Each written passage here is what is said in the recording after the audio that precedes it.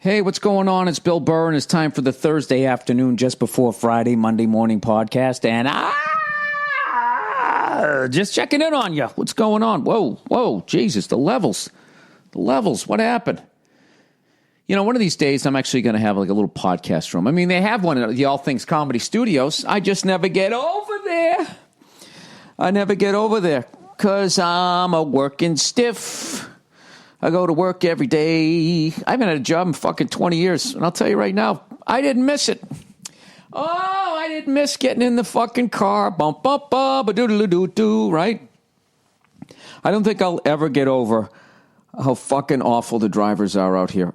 Their complete lack of sense of where their fucking car is. If one more cunt in front of me is going to make a left and they're just sitting right in the middle of the lane, get over to the fucking left so everyone around you can go around you. I know you've been the guy trying to get around the person. Did you learn nothing? Obviously you didn't. I play like a little game. Like, how long can I go before I lose my shit?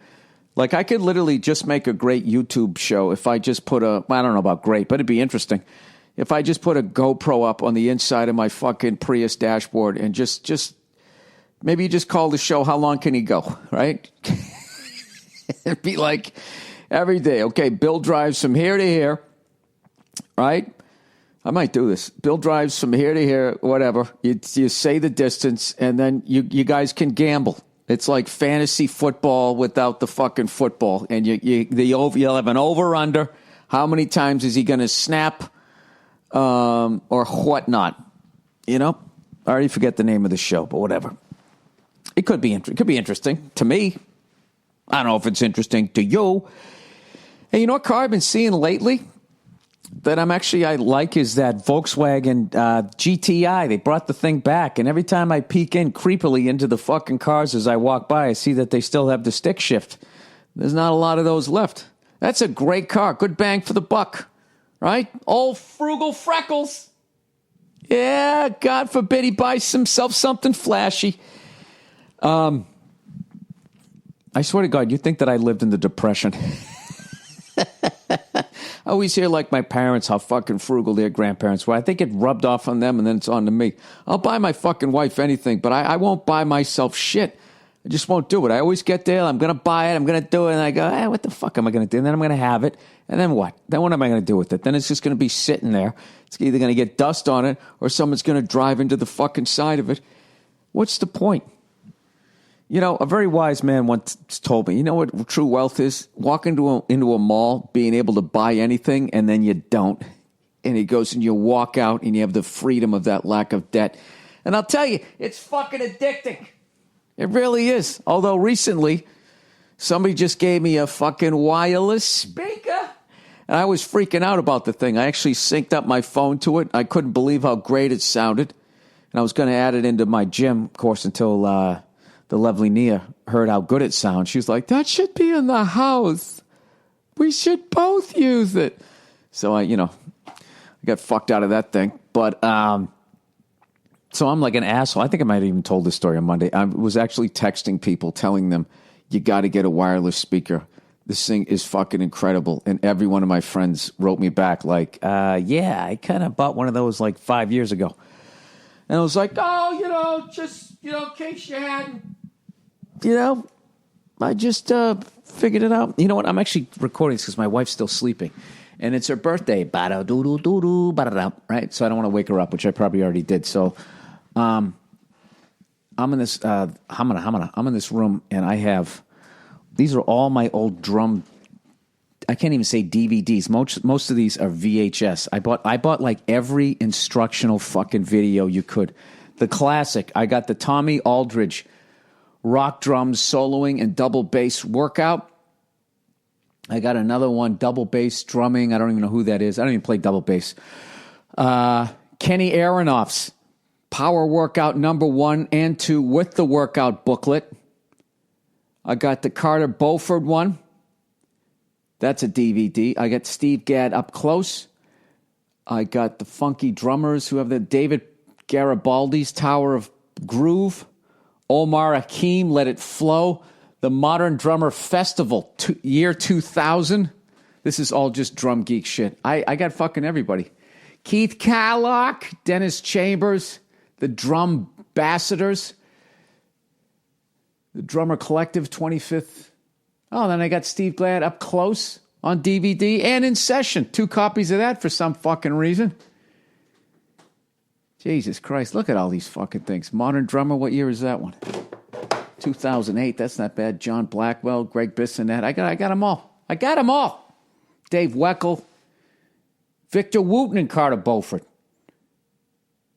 Zorro, I got them all. Got them all. God knows it didn't help, but you know what? I bought them all. Oh, I bought them all.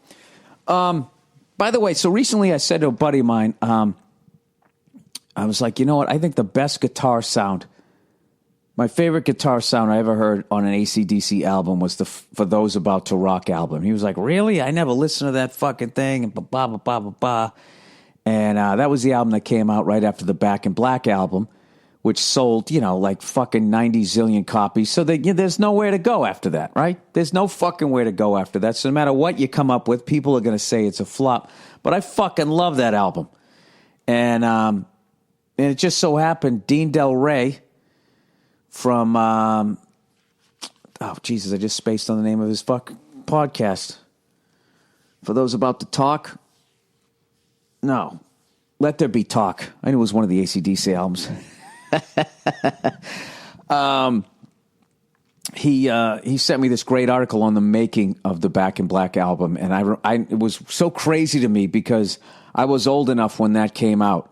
Like, I remember when Back in Black came out, I was 12 years old, and then Dirty Deeds came out, which was actually a Bon Scott, and he was already dead, obviously, and then they released that for whatever fucking reason, now looking at it, which is crazy because Bon Scott dies right after the Highway to Hell album, and AC/DC gets Brian Johnson, and it's literally like, if this guy doesn't make it, they go right back to playing pubs.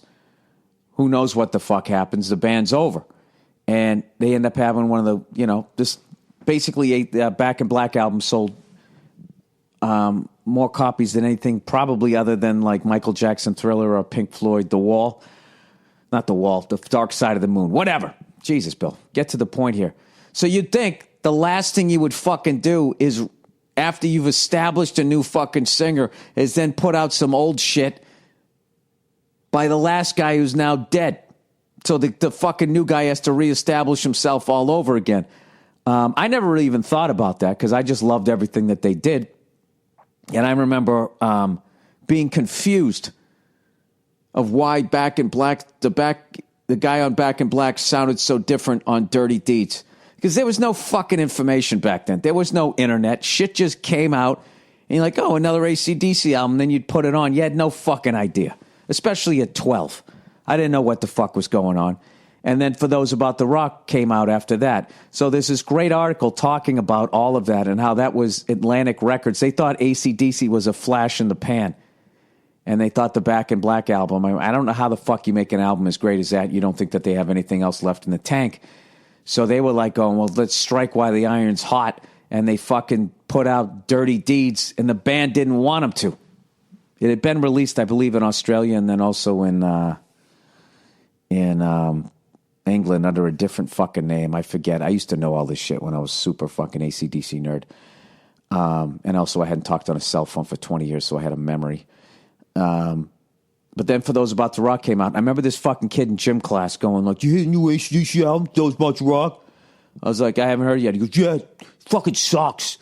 I remember thinking like, what do you mean?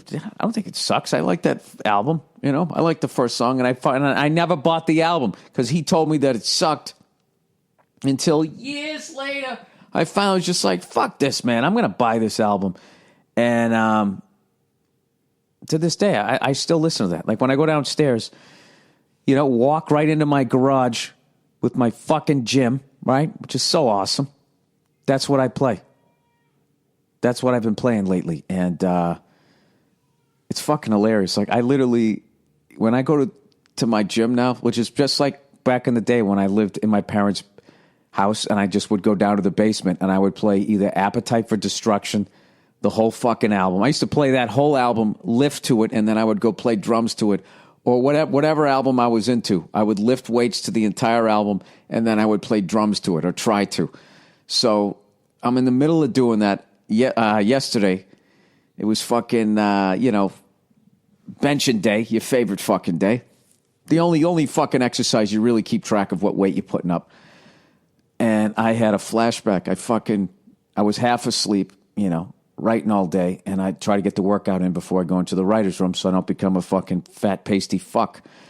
And so I had the 45s on either side, right? I do a set, and then I thought I grabbed 10s, right, to just do 155, and I wasn't paying attention, and I picked it up off the bar. I was like, wow, this feels really fucking heavy. And I just brought it down to my chest, and I was like, and I couldn't lift it back. I grabbed 25, so I went up to 185, which, when you get, that's a lot of weight for me. I mean, that's more than what I weigh. So, so I'm sitting there, I got it on my chest, and Nia's asleep, and I'm going, Nia, and I can't get it off.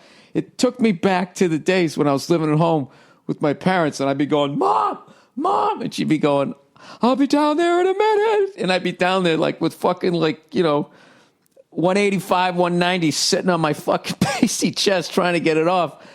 200 pounds was always I was always trying to get up to that, but I'm a middleweight, man. Seriously, if I wasn't such a fucking booze bag, I probably should weigh between 160 and 165 instead of $180. But that last 15 pounds, I'm telling you, is nothing but scotch and pizza, right? So I got this shit sitting on my chest, and I'm like, holy fuck.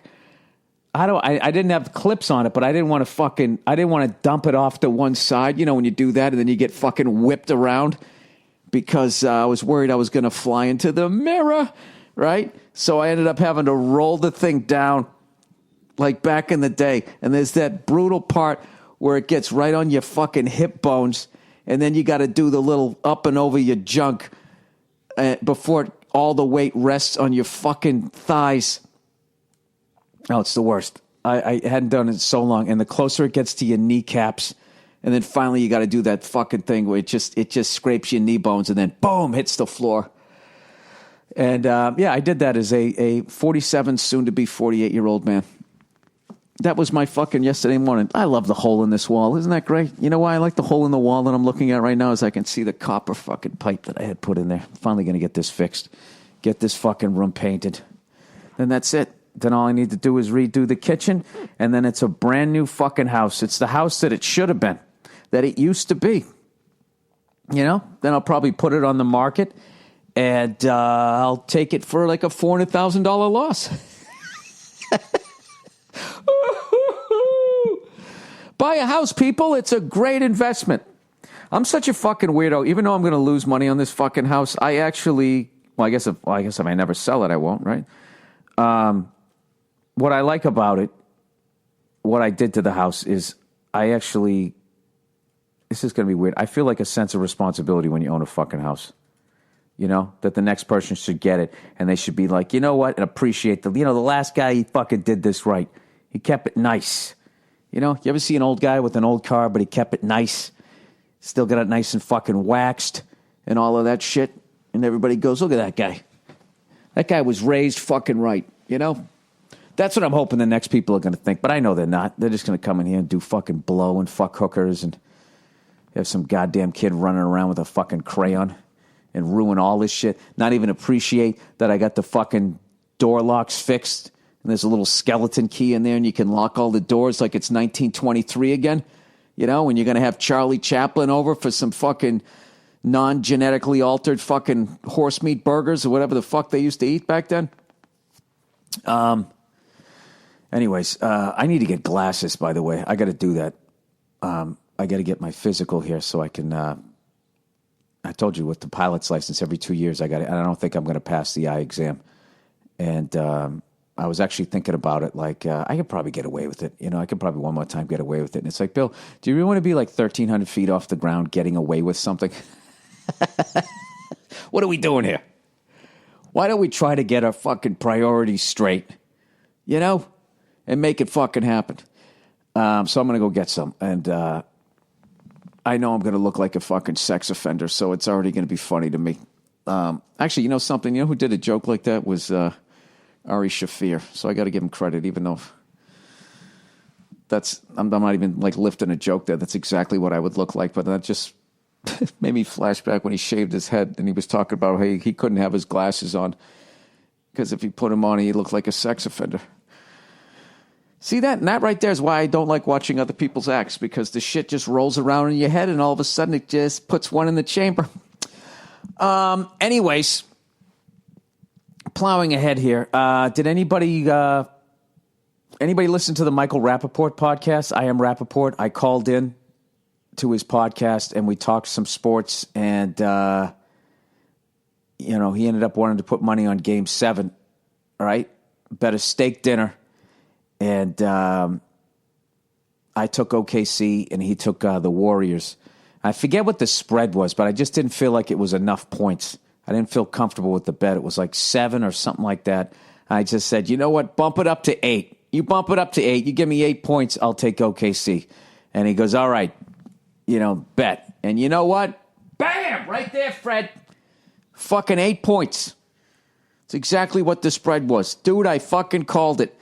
So we didn't work out what a push would be, like who would win. So now we've bet the NBA Finals. I took the Cleveland Cavaliers. He took the Golden State Warriors. So it's can't even say double or nothing because nobody won the first one. So I don't know. That's always a great bet. A steak dinner. It's not going to break the bank, and then you get to go out. And even though it's costing you money, you get a steak out of it, right? It's not bad. Wouldn't you say? All right. Let's plow ahead here. Let's do a little bit of read some advertising here for this lovely Thursday afternoon.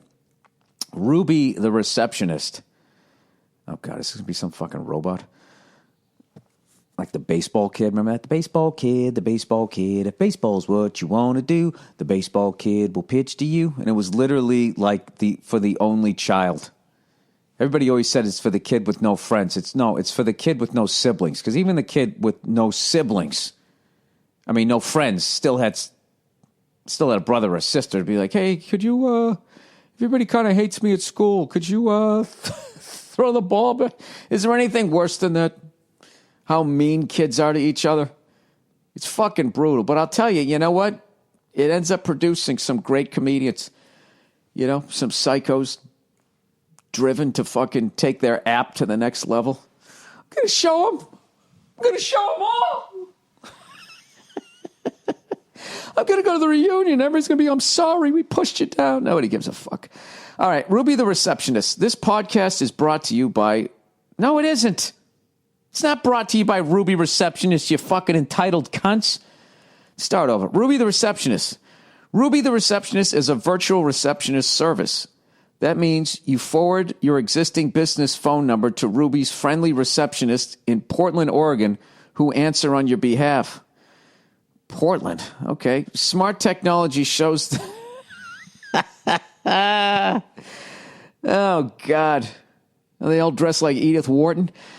Smart technology shows them details about your business and your callers even before picking up the phone, so they sound like they're right in your office. Plus, you can provide detailed call handling instructions for everyone in your business, as well as for different types of callers. Take a message, send them to voicemail, or put them through to your cell. Best of all, why is my stomach grumbly? Best of all, I just had a couple of waffles. Best of all, Ruby the receptionist. Ruby receptionists care about connecting with your callers and making their day while you're making your business look good. Customers agree as they repeatedly rate Ruby's service as 5-star on Yelp. Can you guys hear that? You hear that? I just put the mic up to it. Customers... There it is. It's grumbling. I just had fucking 2 waffles and some bacon. Customers agree as they repeatedly rate Ruby's service as 5 stars on Yelp. With Ruby receptionists, it's like having a model full-time employee for a fraction of the cost. Plus, they're never sick, on vacation, or out to lunch. Get started today and call ruby.com/Burr and get free activation, a $95 value. That's callruby.com/Burr. It's another thing, too, is you can't fuck them either, so you won't ruin your marriage. No matter how hot they sound, they're all the way up in Portland. And who's going to go up there? Unless you live in Eugene. Tracker. Smartphones, smart cars, smart homes. Technology has made everything smart. Losing your stuff is still makes smart people feel stupid. Feel wicked stupid, dude. Tracker makes losing things a thing of the past. Tracker is a coin-sized device that locates misplaced keys, wallets, bags, computers, Snowden, anything in seconds. Just pair Tracker to your smartphone, attach it to anything and find its precise location with the tap of a button. It's that easy. Lose your phone? Press the button on Tracker and your phone rings, even when it's on silent. Isn't that creepy? With over 1.5 million devices, Tracker has the largest crowd GPS network in the world, so your lost item shows up on a map even if it's miles away. Never lose anything again with Tracker. Listeners to this show get a special discount offer of 30% off your entire order. Go to spelled THE, Tracker, TRACKER.com, and enter the promo code Burr. The hardest thing you'll ever have to do is find their website. Go to tracker.com right now and enter the promo code Burr for 30% off your entire order. Again, hey, thetracker.com/Burr. Promo code Burr, whatever. All right. Is it not /Burr? No, thetracker.com. Promo code Burr. That's what it is. All right. And finally, lastly, but certainly not leastly, we don't want any one of these advertisers to feel left out, that anyone is more important than the others. It's just at some point someone has to bring up the rear. Look at it this way. You're batting cleanup. Bowl and Branch, everybody. Sounds like a steakhouse, but it isn't. As you set to improve yourself, there is one simple thing you can do every day to help you be your best in every situation, and that's getting a good night's sleep. Isn't that the truth? Bowl and Branch delivers the rest you need wrapped up in their super comfortable luxury linens. And they do it right. They're the first bedding company to be fair trade certified, which means that your sheets come from the work of happy hands, not from sweatshops. You know something? I wish more companies did this, man. You know? Considering everything I'm wearing was fucking sewn together at 3 a.m. by God knows who. And beautiful packaging made entirely from recycled and sustainable materials. Look at this company. They got their heads screwed on straight. But you know what? Everybody's got a weakness. I wonder what they're doing. I wonder what it is. They're probably smoking meth. Next, please mention I'm going to mention it if you give it to me. All right, let's get through this. You can only get their sheets in one place. That's bowlandbranch.com, where you know you're paying for quality and not department store overhead. You're getting $1,000 sheets for just a couple of $100. Go online to Bowl, that's BOLL, and branch.com, like cliff, like tree, branch. And they'll let you try them risk-free for 30 nights. You can't lay on them during the day, but 30 nights you got them. If you don't love them, you can send them back. You got nothing to lose. And it gets even better. Go to bowlandbranch.com today for 20% off your entire order. Sheets, towels, blankets, duvet covers, everything. Plus free shipping, and all their products come beautifully packaged in their signature boxes. Go to bowlandbranch.com today for 20% off your entire order and use the promo code Burr. That's bowlandbranch.com, promo code Burr. Hey! bowlandbranch.com, promo code Burr. All right. Am I the only one who kind of looked at Ruby the receptionist? I just the way they word that. And now, for a fraction of the cost, you can underpay these fucking people, you know? I like a fucking receptionist. And, I might be old school. I might be sexist. That's what I'm trying to say. I like a reception. The hoarier, the better. As long as they get the job done. There's nothing better when you walked in, right? And there was some fucking, chick walking around with fucking fuck me pumps on. She looks good. And all these goddamn feminists out there that sit there and they flip out and they act like every fucking beautiful woman out there would be a chemist if it wasn't for men like me. Some of them, they're putting their best foot forward. Jesus Christ. What do you think we have remote controls for? Because no one wants to get up off the couch. And goddamn it, if a woman is born beautiful and all she's got to do is walk around with her ass jacked up and her tits jiggling around a fucking office, and next thing you know, she's got a beautiful home to go home to, right? Because some rich guy goes in there going, well, you know what? I'd like to stick my billionaire dick between those tits. Hey, well, what's wrong with that? And then meanwhile, some fucking, Half a leprechaun jerk off like me can come in and I got something to look at while I'm waiting for the fucking doctor to finally come in and figure out what's wrong with my spinal cord. What is wrong with that? What is wrong with that, you homely fucking haters of beautiful women? God bless them. God bless them for just showing up and looking good. You know, giving you something to rub one out to. You know, everything serves a purpose in life. Like right now, if you're some broad and you're listening to me, I'm probably motivating you to go write some paper, maybe in Portland. You know? We all serve a fucking purpose. Can't we just let the whores be whores? You know, there's a reason the word exists. All right? And I guess because men are running shit, that sometimes there's fewer options, but give me a fucking break. You know what I mean? It would be great if everything was like even. You know what I mean? Everything was just fair and the best got the fucking job.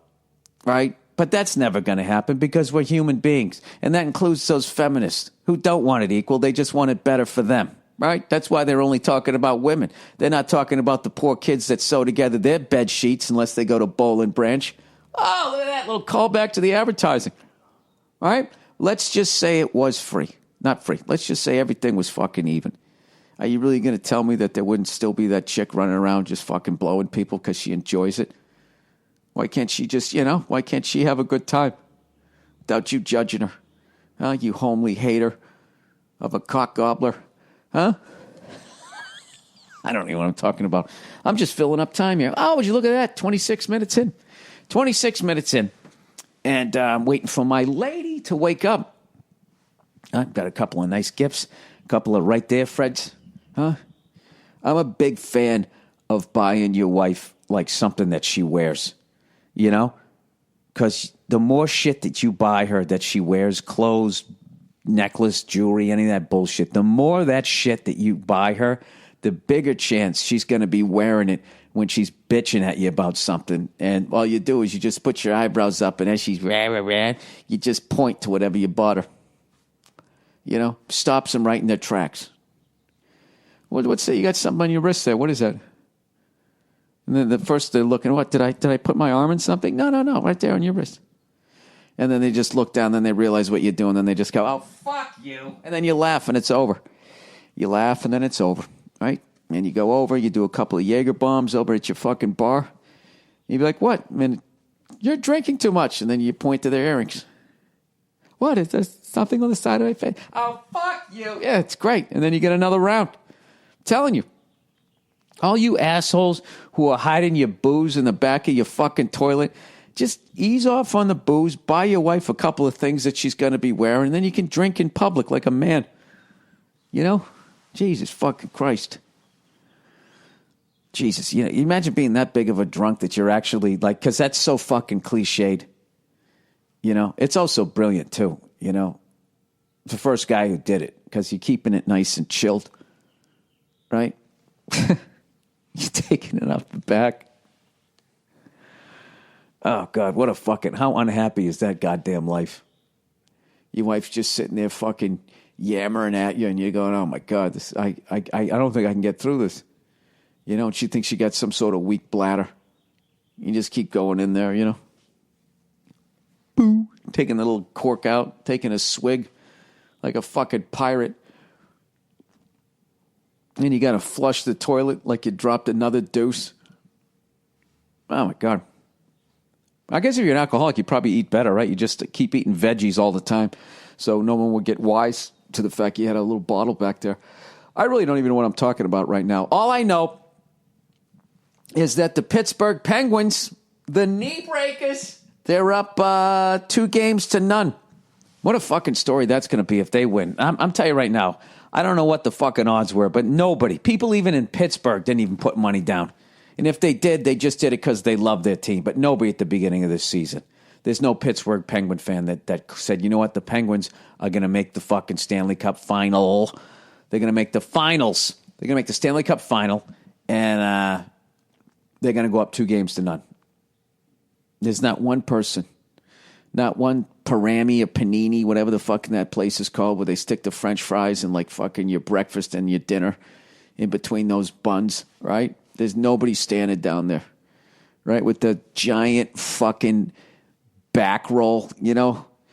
Pittsburgh's big on that, man. Guys sit down at bars and you just got like those just softball-sized chunk of fucking lard, you know? Just protect. It's like the kidney airbag, right? Just sitting there, right? And you know what? That's not a set. It's a fucking trifecta, because once you got those, then you got the fucking butt crack, and that's what you got. That's what you see when you go into those fucking places. And, you know, Pittsburgh's not the only place that goes, hey, you know, we all like burgers and fries. You know, we all like a sandwich with fries, but isn't it annoying that, you know, you got to hold the sandwich in one hand and then pick up the fries with the other? Wouldn't it be great if you could just have them all between the sandwich? You know what I mean? So you can just shove it down your fucking throat as you're dialing another fucking pizza, you know? Calling up Domino's or some shit. They're not the only ones who do that. There's a bunch of fucking places around the country that do it. And I'm telling you, whenever you go into those places, I'm telling you, you see the kidney airbags. Those giant fucking ham hocks just hanging. I mean, literally, like, I swear to God, people in Pittsburgh, I'm telling you, like 40% of them, you could literally take an aluminum bat and just fucking whack them right in their back fat, and it would take them like probably a good 30 seconds before they turned around. They felt it in 8 seconds, but they got to get the momentum to turn that torso around. And all you got to do is just stay outside of their meat hooks. But I'm telling you, if anybody from Pittsburgh gets their hands on you, it's fucking over. They're going to pull you into that mass, and you're just going to be claustrophobic. Like, they're going to drown you in their fucking man tits. I'm telling you. Do you know how many tourists die a year? Just accidentally. They go to Pittsburgh for a fucking Pirate game, one of the most beautiful stadiums ever, right? One of those fucking ham hock Pittsburgh fatties gets a little too drunk. They lose their fucking equilibrium, and they just fall. You know, you ever see like when they go to detonate a building and it doesn't fall right? Or some jerk-off goes to cut down a tree and it lands on his own house? That's what happens. Except the house is a tourist, and the tree's a fatty from Pittsburgh. All right, I don't know what I'm saying. All right, that's it. That's the podcast. Just checking in on you, all right? Here's some music. Enjoy this. I don't know what the fuck it's going to be. I don't handle this aspect of it. And then you can listen to the last half hour. It'll be some podcasts from a year gone by from the same freckled douche that you're listening to now. You have been listening to the Thursday afternoon, Monday morning podcast just before Friday. I hope you all have a wonderful weekend, you cunts. And I hope San Jose wins. Not the whole series. I just need 7 games. This is nothing against Pittsburgh. I was just breaking your balls. It's just that this is when, like, the panic, my sports panic starts settling in. Like, oh, my God, the hockey season's over. NBA's over. It's just baseball. The dog days of fucking baseball. And the Red Sox are in first place, too. I'll have to get into it. Oh, by the way, month of May, the cigar count. Oh, Freckles, I only had one. Last 3 months. And I said I'd have 2 a month this year. I had 2 in January, 2 in February, 2.5 because one wasn't lit right. But I don't count that one. Fuck that. 2. I had 1 in March, 1 in April, 1 in May. So that's 1, 2, 3, 4, 5, 6, 7. How do you like that? That's not bad. Now, we're not going to discuss my drinking, though, because I'll tell you, it's off the fucking charts. See you. Hey, what's going on? It's Bill Burr. It's the Monday morning podcast that I am doing on Tuesday at 11:20 in the morning, East Coast time. Fucking believe that? Look at me slipping. You know, no excuse. Actually, I do have an excuse. It was my girlfriend's birthday yesterday, so I was being a great boyfriend, paying attention to her, and someone had to suffer. You know what I mean? It's like a threesome. Someone always feels left out. No matter how much you try to pay attention. Who am I kidding? I never had a threesome before. I could have had one once. I think twice. The first time I didn't realize that it was going down. I was so young and stupid, I was actually sitting there and I was thinking, why won't her roommate leave? You know? The fuck?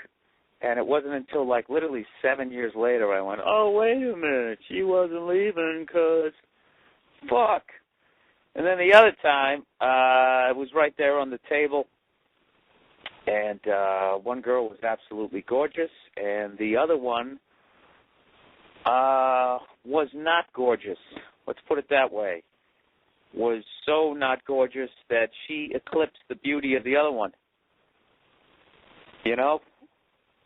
So there you go.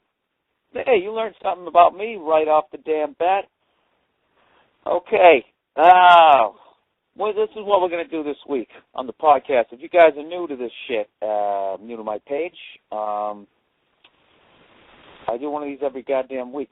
And people ask me questions, and I try to answer them. And other than that, I babble. I give you information about my life. And that's it. I'm fucking out of it, all right? I drank last night, okay? I was celebrating. We actually went to this goddamn restaurant in New York. We went to Babbo. And I'm a big fan of Mario Batali, but I like Lupa better. Babbo was just too... It was too... my palate was not sophisticated enough, all right? I'll take the blame. Jesus Christ. It was like regular dishes with shit you'd never eat. I had beef cheek ravioli. Yeah, why don't you fucking take that in for a minute, all right? And they had like pheasant face fucking lasagna, you know what I mean? It was always like half what you had heard of. Like goose liver, fucking souffle. So, I don't know. It was good. But Lupa is the shit. That's the one that I like. That's got like fucking, regular animals' body parts that you eat mixed in with fucking rigatoni. What the fuck are you going to do, you know? You try shit. You know, she wanted to go there, I fucking took her there, and that's what happened. I ate 2 cupcakes for breakfast. What do you think about that? It was sitting there, left over from the party. And I said, that's a great way to start my day. Let me give myself 9,000 calories of straight sugar. It was unreal. It was like I did an 8-ball. After I ate the 2 cupcakes for 20 minutes, I was just sitting there thinking how fucking great I was. I'm like, I'm fucking awesome. I could do anything I want. I'm fucking the greatest. And 20 minutes later, when the sugar started wearing off, oh, my God, I started pulling the drapes closed, laying in here like, I don't know. Don't ever start your day with fucking two cupcakes after you had beef cheek fucking ravioli. Beef cheek. I was like, cheek like the ass? You being cute there? Like, no. They actually, you know what? I didn't have the fucking balls to ask him. I didn't want to know I was eating somebody's face. I'm eating a yak face. Yeah, let me get the yak taint ragoon. All right, let's continue with the continuing story of American Airlines. If you listened to my my podcast last week, these cheap-ass motherfuckers at American Airlines, they alligator-armed the fucking food up in first class. You know what I mean? They had 20 people in first class, and they made 5 omelets. The next thing you know, I was eating a bowl of Total over in Nebraska. Actually, no, that's not what happened. Just to give you the quick synopsis, I said, fuck you and your honeycomb cereal. This is first class. If I don't get a goddamn omelet, I don't want anything. I said all of that with a little less anger and no curses. So a few seconds later, the guy came back. All of a sudden, magically, he has an omelet. And I'm like, where did you get that? And he informs me that the pilot said he already ate so I could have his omelet. And I was like, I don't want his fucking omelet. I want my omelet, all right? I don't want a starving pilot, passing out up there, seeing bogeys leaning forward on the goddamn yoke, whatever you call it, all right? So I sent them a letter. And this is the letter that they sent back to me. And I swear to God, back in the day, if something like this ever happened and you actually wrote a letter, you at the very least, they give you a free airline ticket. And when I say back in the day, I mean like 2005, 2006. Now they don't give a shit. They just keep apologizing profusely. This is the dumbass letter they sent back to me. I'm only going to read you part of it because they just keep saying the same thing over and over again. Okay, I think I got the hiccups. I think I have sugar hiccups from scarfing down 2 cupcakes.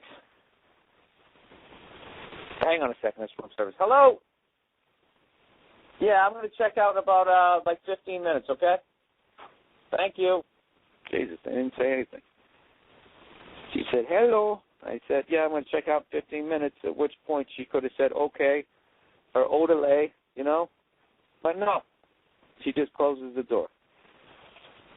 All right. Okay, here's the fucking, what do we got here? This is the letter that American Airlines sent me. Okay, dear Mr. Burr, thank you for contacting American Airlines. It's our privilege to respond to your message. Okay, first of all, right there, they already pissed me off. Okay, don't start off with your fucking stock line like you're Jackie Gleason, you know? Thank you for writing us, and away we go, you know, a little shoving off the buffalo. Okay, I'm very sorry to hear of your disappointment with us and regret that you did not receive your preferred entree when you traveled with us in the first-class cabin. See how soulless this is? Because we want your travel experience in our premium cabins to be truly something special. We do our best to cater our entree selections so that we can serve each customer the entree they prefer. This is the part which is just complete bullshit. Okay? They want to make sure that they serve the entree that I prefer. You know how you can do that? Bring enough fucking eggs on the flight. This is what they write. To do so, we determine which entrees are selected most often and provision accordingly. That's such fucking bullshit. I mean, didn't they watch Jurassic Park when Jeff Goldblum did his little rant about chaos theory? You think because you take 10 flights or 100 flights and you figure out, 7 people want the omelet and 9 people want something else, it's such bullshit. First of all, nobody wants the fucking cereal. No one wants cereal in first class, okay? You fucking drop $1,500 or whatever the hell it is, $800 to $1,500 on a ticket. You want something of substance. I'm sick of bitching about this. All I know is in the end of it, I ended up flying fucking a middle seat to fucking Dallas, and all I got was a $150 voucher, which will pay for 1/3. They didn't give me anything. Mr. Burr, we are not unmindful of the inconvenience of you. Well, how the fuck would you be unmindful? I wrote you a goddamn letter. As hard as we are trying to deliver on respecting your time by operating our flights as scheduled, it just wasn't possible this time. Again, we apologize for the disruption of your travel plans. We're not giving you shit. Please fly with us again soon. We'll do our best to get you to your destination as planned. Really? You're going to do your best? That's what you can give me, American Airlines? Well, gee, we're going to try. That's a comforting attitude to have when they're going to be flying you fucking 36,000 feet off the goddamn ground. Oh, do I sound like a cunt this week? So that's basically it. That's the next level that they've taken it to, where it used to be like, okay, we fuck you over, and the stewardess gives you a hand job. That was 1975. Then in the 80s, it was, we'll give you a free ticket and a skinny Michael J. Fox tie. Remember those things, when you had your little spiked-out mullet? And that lasted for a good 20 years. And somewhere in the last 4 or 5 years, it became, we're going to fuck you over and go fuck yourself. What do you think about that? Go fuck yourself. There was 299 other people on the plane that didn't complain. What are you going to do, take the train? It's going to take you 9 days to get to New York. Go fuck yourself. You know you're coming back. It's just eggs. Get over yourself. And you know what? They got me over a goddamn barrel. Sons of bitches. What am I going to do, fly ATA? Me and a fucking, I don't know what, and a goddamn chicken. Actually, I think ATA recently went out of business. You ever fly an airline and then, you're like, it was kind of a weird flight. There was a crack in the inner window. Actually, that happened to me on ATA. One of the windows. They got the double pane of glass. They got the one on the outside of the plane, and then they have the one on the inside, the extra level one, and that one was cracked. And I believe there was a little bit of water in there. And I said to the stewardess, I was like, woman, there's a fucking crack in the goddamn window over here. I'm afraid I'm going to get sucked out once we get above 6,000 feet. She said, no, it's okay. It's still in the class. So I didn't feel bad when they went out of business. Now I kind of feel bad because now there's no other option. I guess that's my other option. Either I sit there and I take it on American Airlines and they go fuck yourself. All right, we're going to give you a bran muffin. I hope you brought some water. Or I fly another airline when their inner window is cracked and no one thinks it's a concern. The inner window's cracked. Well, that's why we got two of them. All right. This podcast is just a clusterfuck. Let's get to some podcast questions that I didn't even have the time to fucking look at this week. Actually, that's not true. I went to look at them, and I don't know what's going on with my MySpace page. I don't know if anybody else has had this problem, but I have not been able to really add anybody for about a year. Every couple of days I'll get about 45 requests. I'll accept them, and then a day later I have 47 people taken off my page. And it's like, really? Were all those people spammers? I don't know what's going on. So I'm having somebody look at my account. The only question I can remember, I can't even remember, it was something about fucking, what movies do I find scary? Well, you know what? If you turned my flight on American Airlines into a movie, I would have found that fucking scary. What movies do I find scary? Anything that involves a crazy woman.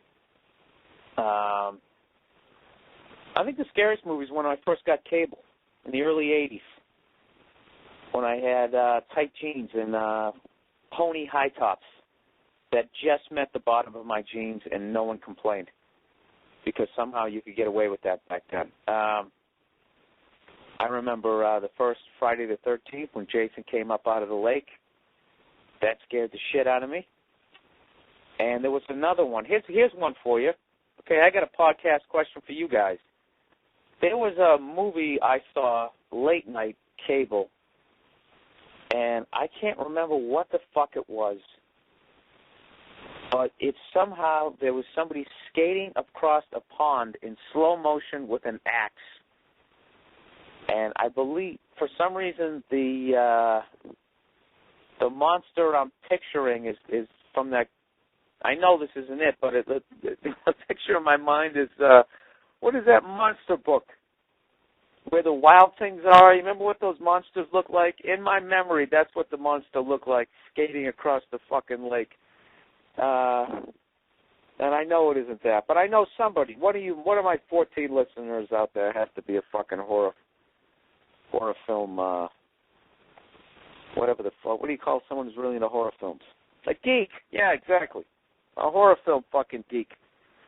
There was that one, and there was another one I was just thinking of, and I just sat up, and now I can't remember it. I'm getting to that fucking age. I literally just moved my brain a little bit, and the thought just went away. Wait a second. What the fuck was I just thinking? Let me lay back down. Let me see if it'll come back to me. Okay, I was talking about, okay, we got to go back in time here. I was talking, okay, the lake, the wild things are. See, this is how my brain works. It works linear. Once I go past the moment, I can't go back. It's like a fucking traffic jam. What the fuck was I trying to think of? Ah, shit. I don't know. Oh, I got it. Bam. There we go.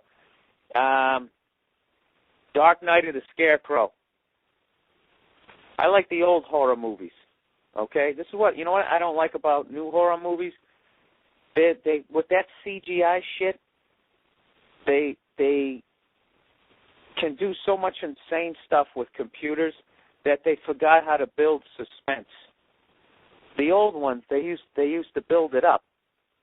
They used to build up the moment where the monster was going to jump out at you because they had to, because it was just a guy in a rubber fucking suit. You know what I mean? But now that they can make it look like Godzilla's stepping on New York, they forgot how to build suspense. That's what I don't like about fucking horror movies now. And that's I think Japanese, I don't know. Everybody over in Asia seems to know how to fucking do that, but nobody over here does. Even like thrillers. Whatever a goddamn thriller is. Like take that movie A Perfect Storm. They had that goddamn big wave. That's all they showed in the trailer, so everybody goes out to run out and see it. And then they don't develop any of the goddamn characters to the point that I don't give a fuck about anybody in the movie So by the end of the movie, I'm actually praying for the wave. I can't wait for them to kill George Clooney and Mark Wahlberg and all those other guys, because I don't give a fuck about their characters, because they haven't done anything to make me give a fuck. They just had a couple people speak in Boston accent, and you stick them on a tugboat, and I'm supposed to give a shit that they're going to die trying to get lobster. I'm just in a bad mood. I'm in a bad fucking mood today. You know what it is? It's a goddamn. Don't ever start your day with 2 fucking cupcakes. It seems like such a great idea. Like, oh, I'm 8 years old. This is what you'd want to do, but your parents never let you. And now I'm 39 in 51 weeks. And finally, the dream that I thought was going to happen, it did happen, and it just doesn't play out right. Oh, my God, how did I forget this shit? I know I forgot it because I have fucking 2 cupcakes worth of sugar in my brain. I actually had a crazy week. How crazy was it, Bill? I flew into New York on Wednesday. I did Opie and Anthony show Thursday morning. Then I did my show at Caroline's in New York Thursday night. I got up Friday morning, got on a plane, flew back to L.A. I did the Guys' Choice Awards on Spike TV. Met all these famous people. They were all cool. I had a great time. I met Nikki Sixx. I was way more thrilled. And the after party was at the fucking Playboy Mansion.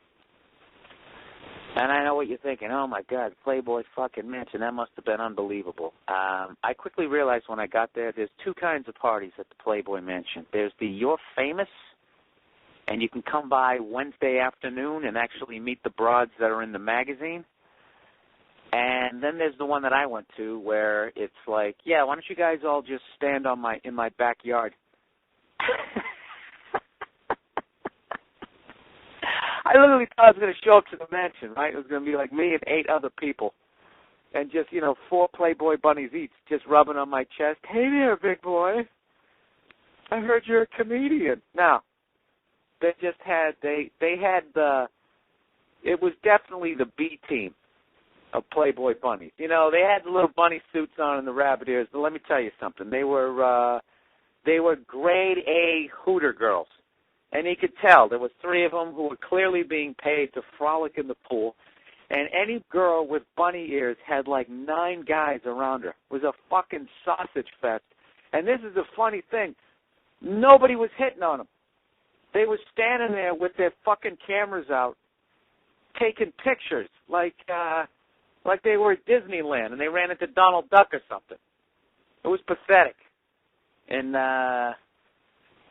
Hugh Hefner was roped off with his 3 fucking girlfriends, 83 years old, man. This guy, he was the shit. That was the only thing I wanted to do. I just want to go in there and shake his hand and then immediately stick my hand in bleach to get the unbelievable smell of 50 years of pussy off of my hand and then fly back. But he was busy, I understand. He had to meet famous fucking people, so, but still, it was still the shit. And then I flew back the next day, 6 in the fucking morning. I landed in New York at about 4:30. I got my bag. I went over to Caroline's, and I did 3 fucking shows. And then I went out drinking afterwards. And that's the kind of thing that leads you to be in a cunty mood on a Tuesday morning. I did all of that, and then I ate 2 cupcakes. All right? So don't even question my fucking mood. All right. So there you go. That was my week. Went to a party at the Playboy Mansion. I did stand-up on my first award show. When is it going to be at, you ask? Why, I'll tell you. It's going to be on June 22nd. And I had a great time doing the set, even though most of the crowd was a pay crowd. Good-looking people, hot chicks texting each other. Oh, my God, when is this going to be over? This is ridiculous. I want to blow Jeremy Piven. It's going to be on June 22nd, and coming up this week, I'm going to be at Good Nights Comedy Club in Raleigh, North Carolina. You can go to BillBurr.com and get all the fucking information. And later on this month, I'm going to be at the Punchline in Atlanta. Hotlanta, as the brothers call it. And I think that date is June 19th or something like that. I don't fucking know. I can't get on this hotel internet. and I have to check out in 19 fucking minutes. So I got to go. Apologize for the podcast being a day late, and forgive my cuntiness on this podcast. I'm going to blame it on the sugar from the 2 cupcakes. What a fucking half a fag, huh? Starts the day with 2 cupcakes. That's what they call me, Billy 2 Cupcakes, Billy Cupcake. All right, you guys have a good week. Please keep the podcast questions coming. Sorry about this week, man. I don't know what's going on with my fucking page, but please keep them coming and let people know about my podcast. And thanks to everybody who came out to my shows in May in Philadelphia, Chicago, and New York City. All right, you guys all have a good week. I'll talk to you later. Bye.